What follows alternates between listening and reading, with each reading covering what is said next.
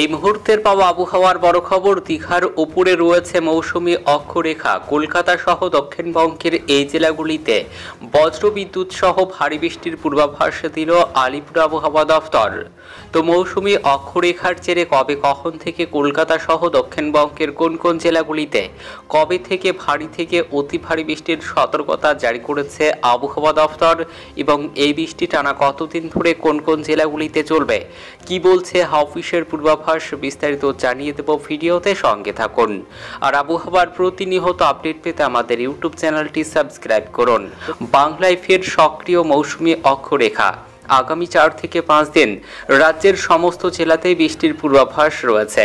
দুই এক জায়গায় ভারী বৃষ্টির সম্ভাবনাও রয়েছে। বাকি জেলাগুলিতে হালকা থেকে মাঝারি বৃষ্টির সম্ভাবনা। জলীয় বাষ্প বেশি থাকায় আর্দ্রতাজনিত অস্বস্তি বাহুল্য থাকবে বঙ্গে। সক্রিয় মৌসুমী অক্ষরেখা এই মুহূর্তে দীঘার উপর রয়েছে। অনুকূল পরিস্থিতির জেরে বঙ্গোপসাগর থেকে প্রচুর জলীয় বাষ্প ঢুকবে রাজ্যে, আর তার প্রভাবেই রাজ্য জুড়ে চলবে বৃষ্টি। আজ বুধবার 24শে জুলাই রাজ্যের সব জেলাতেই হালকা থেকে মাঝারি বৃষ্টিপাতের সম্ভাবনা রয়েছে। উত্তরবঙ্গের কালিম্পং এবং আলিপুরদুয়ারে ভারী বৃষ্টির সম্ভাবনা রয়েছে আজ বুধবার 24শে জুলাই।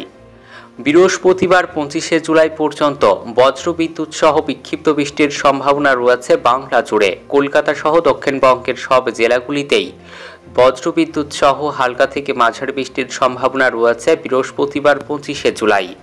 শুক্রবার 26শে জুলাই এবং 27শে জুলাই শনিবার দক্ষিণবঙ্গে বিক্ষিপ্তভাবে বজ্রবিদ্যুৎ সহ বৃষ্টির সম্ভাবনা রয়েছে। শুক্রবার 26শে জুলাই পুরুলিয়া, বাঁকুড়া, 2 মেদিনীপুর, হুগলি, হাওড়া, কলকাতা, 2 24 পরগনা, ঝাড়গ্রাম জেলায় হালকা থেকে মাঝারি বৃষ্টিপাতের সম্ভাবনা বেশি রয়েছে।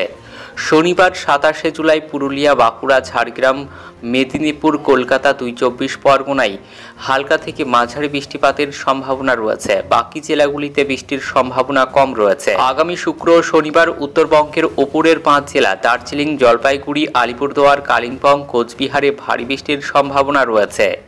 মৎস্যজীবীদের জন্য সতর্কবার্তা জারি করা হয়েছে শুক্রবার 26শে জুলাই পর্যন্ত। সমুদ্র উত্তাল থাকবে। উত্তর বঙ্গোপসাগরে 40 থেকে 50 কিলোমিটার, কখনো 60 কিলোমিটার গতিবেগে দমকা ঝোড়ো হাওয়া বইবে।